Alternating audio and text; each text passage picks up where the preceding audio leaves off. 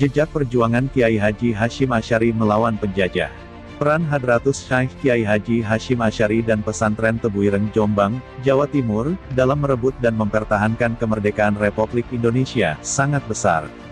Gerakan-gerakan perlawanan melawan penjajah banyak bermula dari pesantren yang didirikan pada tahun 1899 ini. Bukan itu saja, perjuangan menyebarkan ajaran agama dan mencerdaskan kehidupan bangsa, pengembangan ekonomi masyarakat dan penguatan civil society, juga dilakukan oleh Kiai Hasyim. Banyaknya kader-kader terbaik bangsa yang lahir dari lembaga ini, juga merupakan bukti bahwa pesantren Tebuireng tidak pernah lelah berjuang. Peran vital itu semakin dikukuhkan dengan keikutsertaan para pengasuh dan alumninya dalam percaturan politik nasional. Dua orang tokohnya, Kiai Hasyim Asy'ari dan Kiai Wahid Hasyim, bahkan mendapat gelar pahlawan nasional.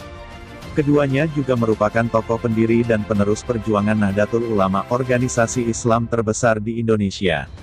Salah seorang keturunan Kiai Hasyim, yaitu Kiai Haji Abdurrahman Wahid Gus Dur, pernah menjadi Presiden keempat Republik Indonesia. Karena itu, tidak berlebihan kiranya bila sebagian masyarakat menyebut Tebuireng sebagai pesantren perjuangan. Sementara itu, mengutip dari Gatra edisi 1 abad pesantren Tebuireng pada tanggal 3 Mei tahun 1999, salah satu sikap non-kooperatifnya terhadap penjajah, Kiai Haji Hasyim Asy'ari mengeluarkan fatwa, umat Islam haram memakai dasi. Gempuran pada simbol yang mewakili kultur penjajah ini ternyata ampuh dalam mengobarkan semangat heroik dan perlawanan rakyat. Dan setelah kemerdekaan Indonesia, pendiri pesantren Tebuireng ini kembali merepotkan penjajah Belanda yang hendak melakukan agresi.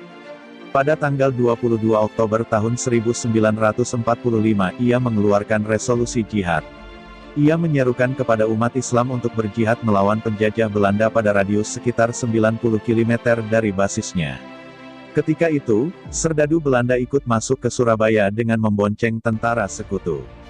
Getaran resolusi jihad itulah, antara lain, kelak mengguncangkan dunia dengan lahirnya peristiwa bersejarah tanggal 10 November yang kini dikenal sebagai Hari Pahlawan. Masih dalam kaitan menghadapi agresi Belanda, tahun 1947, sebelum wafat, Hasyim Asy'ari memelopori pembentukan milisi. Siang hari pesantren dipakai sebagai tempat belajar agama.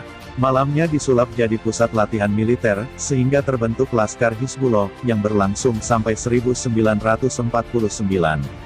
Setelah Hadratus Syekh wafat, Laskar ini dikendalikan oleh putranya, Kiai Haji Yusuf Hasyim. Setelah Belanda hengkang, Yusuf Hasyim mengundurkan diri dari militer, dengan pangkat Letnan I. Tentu saja, gerakan-gerakan tersebut membuat kompeni Belanda cemas. Karena membahayakan Belanda dalam penjajahannya di Indonesia. Oleh sebab itu, pada 1937, Belanda melakukan pendekatan. Melalui salah satu utusannya, Belanda menemui Kiai Haji Hasyim Asy'ari untuk menganugerahkan bintang kehormatan dari emas dan perak. Namun prediksi Belanda keliru. Karena rayuan tersebut tidak membuat pendiri pesantren Tebuireng Jombang ini luluh. Kiai Hasyim justru dengan tegas menolak anugerah itu. Sikap tegas itu tidak lain untuk mempertahankan perjuangannya akan kedaulatan pesantren dan Indonesia.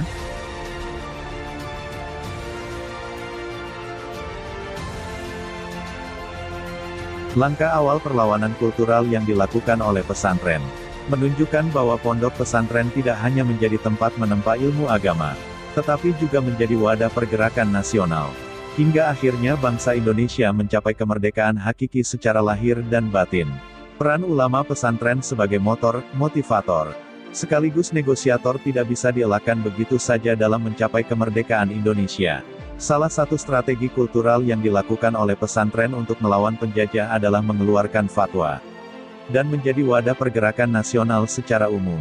Sejumlah fatwa yang dikeluarkan oleh Kiai Haji Hasyim diantaranya ketika mengharamkan santri memakai pakaian yang menyerupai Belanda, yang terbukti efektif menggerakkan perlawanan secara luas terhadap penjajahan. Namun, fatwa tersebut hanya berlaku pada konteks saat itu. Saat Kiai Hasyim Asy'ari melihat propaganda Belanda melalui borjuisme kolonial lewat busana, Kiai Haji Hasyim Asy'ari bersama ulama se-Jawa dan Madura juga mengeluarkan fatwa penting lainnya, yaitu fatwa resolusi jihad pada tanggal 22 Oktober tahun 1945. Saat itu Belanda NICA, yang membonceng pasukan sekutu Inggris. ingin kembali menduduki wilayah Indonesia dalam agresi militer Belanda. Fatwa jihad tersebut seketika menggelorakan semangat juang rakyat Indonesia dari seluruh penjuru tanah air untuk mempertahankan kemerdekaan yang telah diproklamasikan pada tanggal 17 Agustus tahun 1945. Esensi penting resolusi jihad Kiai Haji Hasyim Asy'ari ini menunjukkan perjuangan mempertahankan kemerdekaan merupakan bagian dari kewajiban agama.